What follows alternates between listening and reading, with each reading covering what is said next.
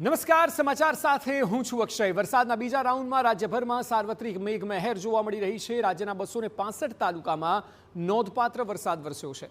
સૌથી વધુ પાટણના સાંતલપુરમાં 15 ઇંચ જેટલો વરસાદ વરસ્યો। પાટણના રાધનપુરમાં પણ 13.46 ઇંચ વરસાદ ખાબક્યો। વાવ-થરાદના ભાભરમાં 11.3 ઇંચ, દિયોદરમાં 10.82 ઇંચ વરસાદ વરસ્યો। રાજ્યના 68 તાલુકામાં 3 ઇંચથી વધુ વરસાદ ખાબક્યો છે। રાજ્યના 108 તાલુકામાં 2 ઇંચથી વધુ વરસાદ વરસ્યો હોવાના સમાચાર મળી રહ્યા છે। છેલ્લા 24 કલાકમાં જે પ્રકારે અમે ગઈકાલે પણ બતાવતા હતા કે ઉત્તર ગુજરાતમાં 24 કલાક ભારે છે, એ જ પ્રકારે વરસાદ વરસ્યો છે। ઉત્તર ગુજરાતના લોકો વરસાદ જે ઘણા સમયથી દૂર લાગતો હતો તે અચાનક આવ્યો અને ધોધમાર આવ્યો। એટલે વાત પાટણની હોય, બનાસકાંઠા, સાબરકાંઠા, વાવ-થરાદ અને મહેસાણા સુધી તમામ જગ્યાએ વરસાદ જોવા મળી રહ્યો છે।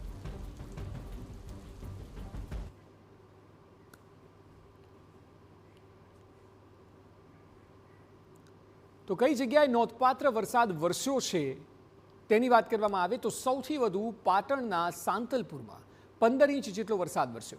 એ સિવાય રાધનપુરમાં પણ 13.46 ઇંચ વરસાદ વરસ્યો હતો। ત્યારબાદ વાવ-થરાદના ભાભરમાં 11.3 ઇંચ જેટલો સાંબેલાધાર વરસાદ જોવા મળ્યો હતો।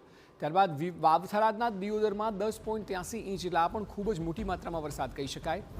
એ સિવાય બનાસકાંઠાની વાત કરીએ તો દાંતીવાડામાં 7 ઇંચથી થોડો વધુ વરસાદ જોવા મળ્યો હતો અને વાવ-થરાદના સુઈ ગામમાં 6.81 ઇંચ જેટલો વરસાદ વરસ્યો હતો। ત્યારબાદ ઓગડનો નંબર આવે છે કે જ્યાં સૌથી વધુ વરસાદ ક્રમ પ્રમાણે 5.98 ઇંચ જેટલો વરસાદ વરસ્યો છે અને ગાંધીનગરના દહેગામમાં છેલ્લે 5.71 ઇંચ વરસાદ જોવા મળ્યો હતો। એટલે મધ્ય ગુજરાત અને ઉત્તર ગુજરાતને આવરી લેતો આ વરસાદ છે। જે પ્રકારની આગાહી હતી તે પ્રકારના જ દ્રશ્યો જોવા મળી રહ્યા છે।